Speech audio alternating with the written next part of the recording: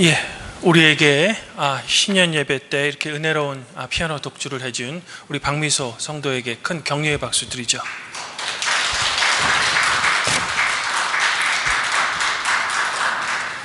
성도 여러분, 2022년에 새로운 해가 밝았습니다. 하지만 안타깝게도 코로나19의 위험은 우리의 삶을 여전히 위협하고 있습니다. 올해 제가 간절히 소망하는 것은, 그리고 기도하는 것은 주님의 은총으로 이 코로나의 위험이 조금은 좀 잠잠해지고 우리의 일상의 삶이 좀 회복이 되는 겁니다. 하지만 그저 코로나 이전의 삶으로 돌아가는 것이 아니라 코로나 사태가 우리에게 가르쳐준, 또 우리에게 깨닫게 해준 우리 인간의 오만, 그리고 이 지구 환경에 대한 올바른 우리의 인식 등으로 제발 우리의 생활 방식의 대전환이 이루어지는 그런 일상의 삶으로의 회복되기를 저는 이 새해에 소망하는 겁니다. 그러면 2022년 이 새해에 성도 여러분들께 제가 사도의 인사를 드립니다. 하나님 우리 아버지와 우리 주 예수 그리스도로부터 오는 은혜와 평강이 오늘 2022년 이 신년 예배에 참석하신 발복교회 성도 여러분들과 지금 이 시간 각 가정에서 가정 예배를 드리실 성도님들과도 함께 하기를 바랍니다. 오늘 구약 말씀인 열왕기상 3장 4절부터 15절에는 지혜의 왕 솔로몬의 그 유명한 꿈 이야기가 나옵니다. 솔로몬 왕이 하나님께 부 또는 명예, 장수 등이 아닌 지혜를 구했다는 겁니다. 조금 더 정확하게 제가 말씀드리면 백성의 소리를 들을 수 있는 마음을 달라라고 하나님께 요청했다는 겁니다. 요즘 말로 이야기하면 이제 공감 능력을 달라고 요청했던 겁니다. 요즘 우리나라 정치 지도자들의 모습, 그리고 이른바 교회 지도자들의 모습을 보면 이 공감 능력이 지도자에게는 얼마나 중요한 능력인지 우리는 충분히 이해하고도 남죠. 그런데 솔로몬이 바로 이 지도자가 반드시 갖추어야 할 덕목인 지혜, 즉 공감 능력을 하나님께 요청했다는 겁니다. 그리고 성경에 따르면 이 솔로몬의 요청에 감복한 하나님께서는 지혜뿐만 아니라 다른 모든 좋은 능력을 솔로몬에게 허락해 주셨다는 겁니다. 놀라운 은총을 솔로몬에게 내리신 거죠. 그래서인지 솔로몬은 당시 근동 지역의 다른 나라 왕들에게도 그의 명성이 아주 자자할 정도로 매우 현명한 왕이었다, 지혜로운 왕이었다라고 열왕기는 우리에게 전해줍니다. 그런데 저는 이 부분을 읽을 때마다 큰 의문점 한 가지가 생깁니다.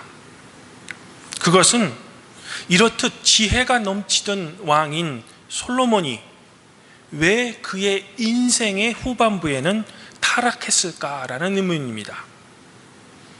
성경은 이 이유에 대해 우리에게 명확하게 설명해 주지 않습니다. 다만 솔로몬의 마음이 하나님을 떠났다라고 담담하게 전해줄 뿐입니다. 그래서 저의 이 의문에 대한 궁금증은 더욱 커지고 적절한 답을 성경에서 찾기가 쉽지 않습니다.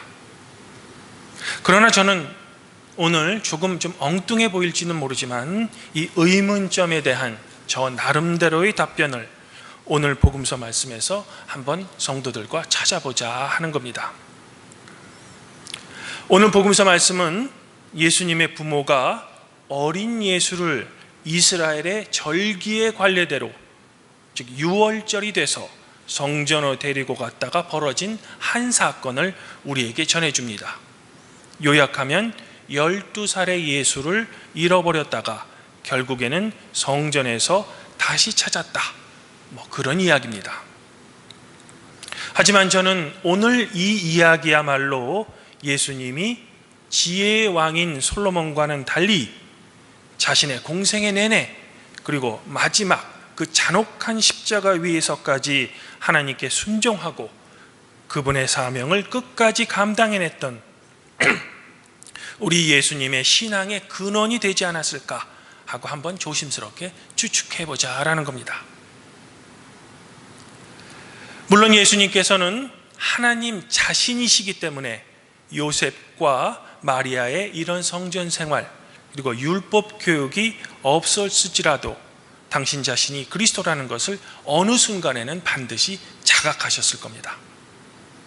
하지만 예수님의 어린 시절 그의 부모인 요셉과 마리아가 어린 예수께 실천했던 이 이스라엘의 전례에 따른 율법 교육 그리고 정기적인 성전의 방문이 결국에는 예수님으로 하여금 솔로몬 왕과는 다른 인생의 길을 걷게 하는 출발점이 되지 않았을까라고 저는 조심스럽게 질문해보자 라는 겁니다.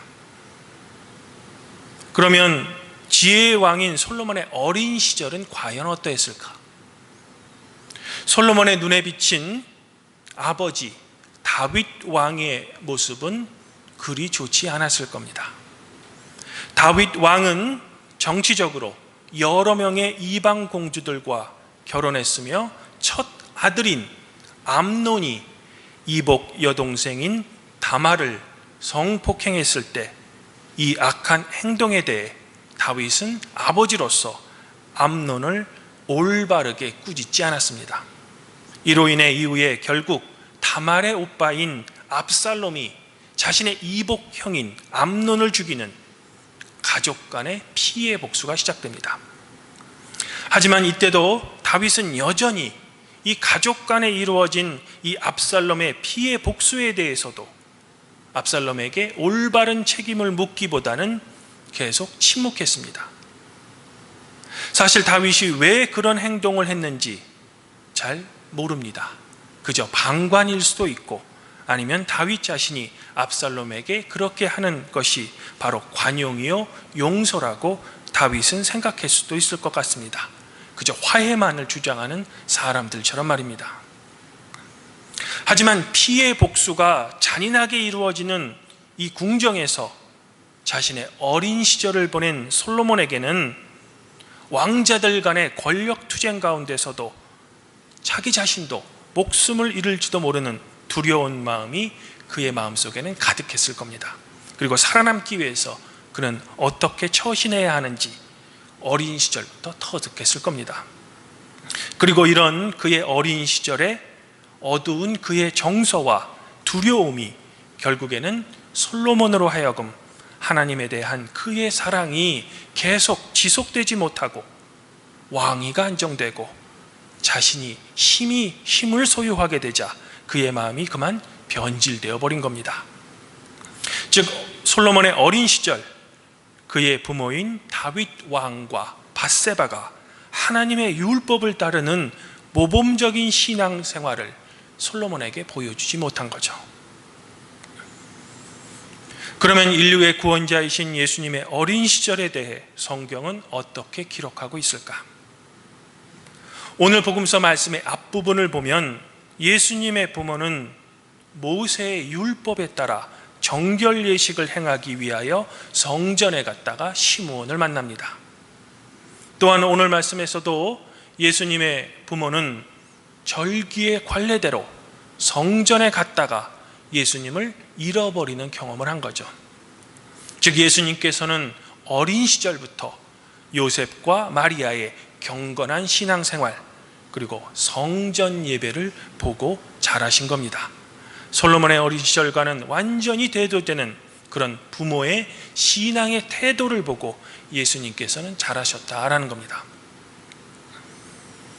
성도 여러분, 이 부분에서 제가 감히 성도 여러분들에게 말씀드리건대 앞서 말씀드린 대로 이런 어린 시절에 부모와 함께 율법을 따라 살았던 예수님의 경험들이 바로 예수님으로 하여금 마지막 순간 겟세마네 동산의 기도에서 예수님의 뜻이 아닌 바로 하나님의 뜻대로 하실 것을 기도할 수 있었던 것은 아니었는지 저는 생각해보자 라는 겁니다.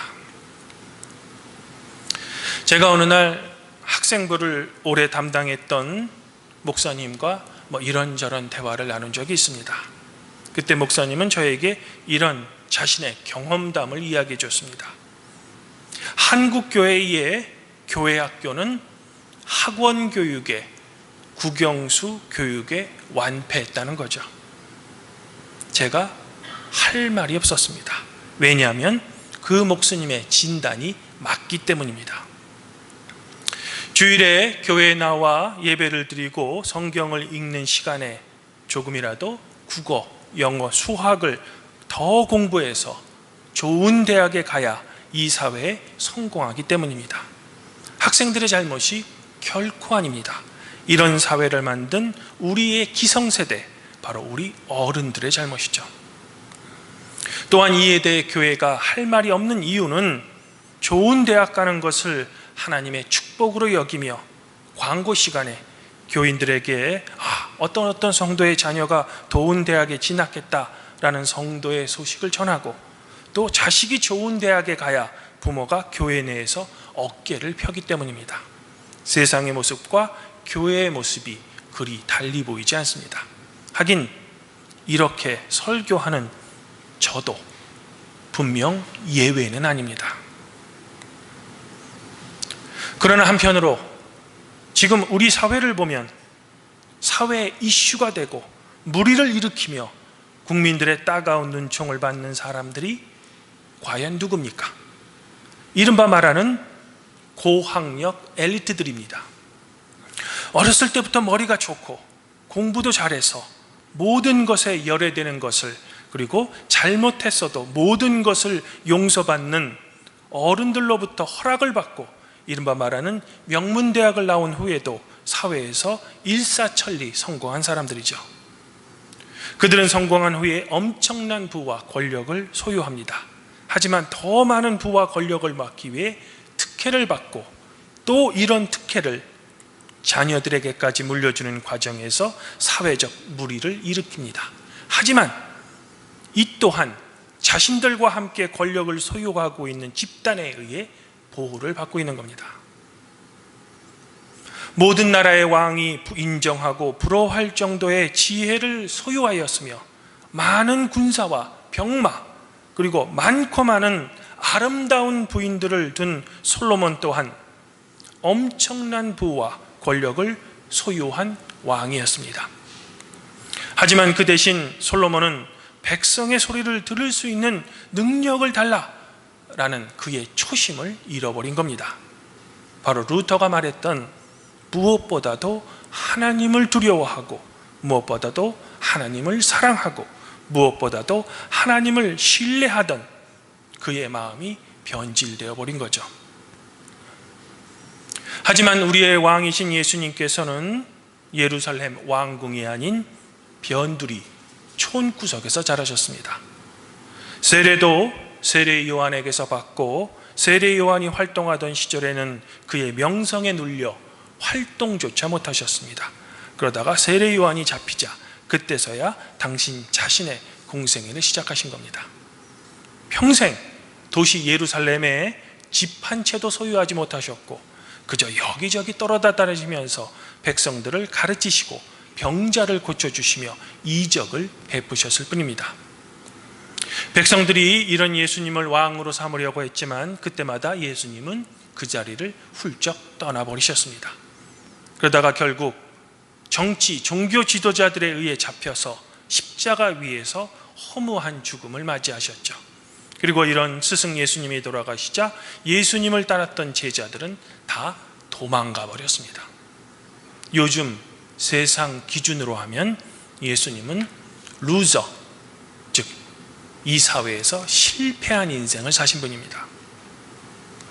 그러나 예수님의 삶은 오직 하나님께 순종하고 자신에게 맡겨진 소명에 끝까지 충실한 삶이셨습니다.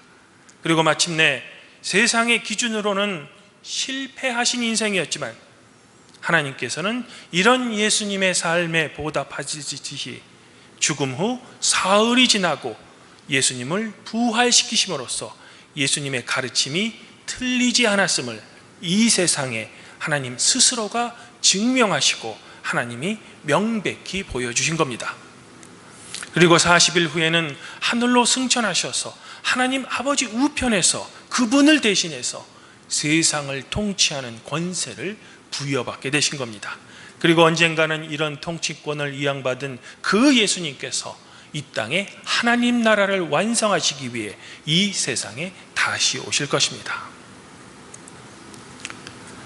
주님 안에서 한 형제자매인 팔복교회 성도 여러분, 오늘 우리가 함께 부른 234장 나의 사랑하는 책은 제가 개인적으로 제일 좋아하는 찬송입니다. 왜냐하면 찬송가의 가사가 저의 어린 시절, 저의 어머니에 대한 추억이기 때문입니다. 늘 저의 어머니는 어린 저에게 성경을 들려주셨습니다. 그 중에서 오늘 찬송가의 가사처럼 다윗 왕의 이야기, 다니엘의 이야기, 엘리야가 하늘로 승천한 이야기는 저의 어머니의 단골 메뉴셨습니다. 그리고 저의 어린 시절에는 잘 이해가 되지 않았지만 예수님께서 십자가에 달리신 이야기를 어머니가 저에게 들려주실 때면 어머니는 늘 우셨습니다. 그래서 저는 궁금했죠. 도대체 나의 어머니의 눈에서 눈물을 흘리게 하는 그 예수라는 사람은 누구일까라는 궁금증 말입니다. 그 후 저도 어머니를 따라 예수님이 겪으셨던 십자가를 생각하면 어머니가 왜 우셨는지 이제는 이해가 됩니다. 찬송가의 가사처럼 어머니가 사랑하셨던 그 성경이 저 또한 제일 사랑하는 책이 되었기 때문입니다. 이런 의미에서 저는 저희 팔복교회 성도님 중에서 3대가 함께 교회에 다니는 것을 보면 너무 보기 좋습니다. 담임 목사로서 너무 흐뭇하죠. 그리고 그런 가정이 저희 팔복교회에 정말 많이 있기를 저는 지금 꿈꾸어 봅니다. 세상은 늘 어지럽고 시끄럽습니다. 왜냐하면 세상을 살고 있는 우리 인간이 욕심이 너무 많고 나밖에 모르는 존재이기 때문입니다.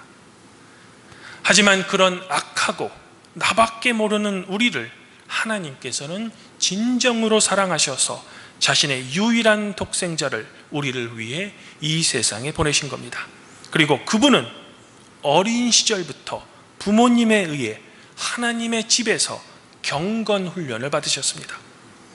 저의 짧은 생각일진 모르지만 그 훈련이 결국에는 예수님으로 하여금 당신의 사역에 충실하게 만든 근원이요 원동력이 된 겁니다.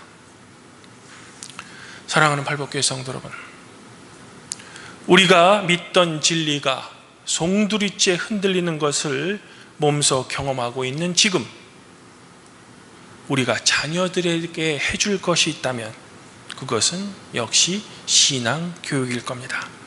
그것이 시대에 뒤떨어지고 고리타분해 보일지라도 말입니다.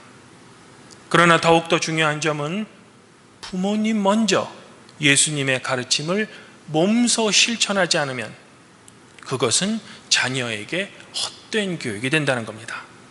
마치 자기 자신은 하나님을 그렇게 사랑했지만 자녀 교육에는 완전히 실패했던 다윗 왕처럼 말입니다. 하지만 시골의 목수였던, 그래서 세상 사람들에게는 전혀 주목받지 못했던 요셉, 그리고 그의 평범한 아내 마리아가 부모로서의 실천했던 율법의 실천은 어린 시절 예수님의 눈에, 그리고 예수님의 가슴 속 깊이 새겨져 있을 겁니다. 지금 이 시간 들려드리는 저의 이런 설교가 어쩌면 세상 물정을 전혀 모르는 그저 순진한 한 목사의 설교일지도 모르겠습니다. 하지만 오늘 복음서 말씀은 우리에게 과연 어떤 교육이 자녀에게 더 우선인지를 우리에게 분명히 가르쳐줍니다. 유대인들은 어렸을 때부터 토라, 즉 율법 교육을 합니다. 하나님의 말씀인 율법이 한 사람의 인격을 완전히 지배할 수 있을 정도로 반복해서 계속 암송합니다. 그리고 결국 이런 어린 시절의 율법 교육이 한 사람의 인생 전체를 결정합니다. 이렇듯 부모가 물려주는 신앙의 유산은 그 어떤 세상적인 지식적인 교육보다 자녀들의 인생에서 가장 중요한 밑거름이 되는 겁니다. 얼마 지나지 않은 지난 성탄절에 유아 세례식이 있었습니다. 그때 저는 부모에게 루터의 소규리 문답서를 선물로 주면서 부모부터 먼저 이 문답집으로 공부하고 세례받은 아이에게 반드시 십계명, 사도신조, 주기도문을 가르칠 것을 당부했습니다. 아마 성도님들도 분명 기억하실 겁니다. 그리고 13세가 되면 반드시 견진을 통해 교회 공동체 앞에서 자신이 세례받았음을 기억하고 신앙을 성도들 앞에서 재확인할 것을 제가 부탁했습니다. 바쁜 현대에서 이런 저의 모든 권면은 어떻게 생각해 보면 그저 옛 전통으로 여겨질지 모릅니다. 맞습니다. 오래된 교회의 전통입니다. 그러나 제가 장담하건대 그런 전통이 한 개인의 인생 전체를 좌우지합니다. 그리고 주변에 선한 영향력을 끼치죠. 그리고 그것이 말로만 전하는 복음 전파가 아니라 바로 예수님께서 우리에게 명령하신 빛과 소금의 역할을 감당해내는 겁니다. 그것이 바로 복음이 가지고 있는 놀라운 능력인 겁니다. 그러므로 아무쪼록 우리 팔복교회 성도 여러분들은 여러분들의 자녀를 위해 그리고 여러분들 자신을 위해 늘 기도하시고 하나님의 말씀인 성경을 읽으시고 주님의 가르침을 여러분의 삶을 통해 실천하시기를 지금 이 시간 저는 권면드리고 싶습니다. 그러면 여러분의 자녀들은 자연스럽게 여러분들의 신앙의 유산을 물려받을 겁니다. 그런 성도님들의 사랑의 실천에 주님의 보호하심 그리고 그분의 놀라운 축복이 성도 여러분들 자신과 여러분들의 가정에 충만하길 이 2022년 새로운 해에 우리 주 예수 그리스도 이름으로 간절히 축원드립니다. 그리하면 모든 지각에 뛰어나신 하나님의 평강이 그리스도 예수 안에서 성도 여러분들의 마음과 생각을 지키실 것입니다.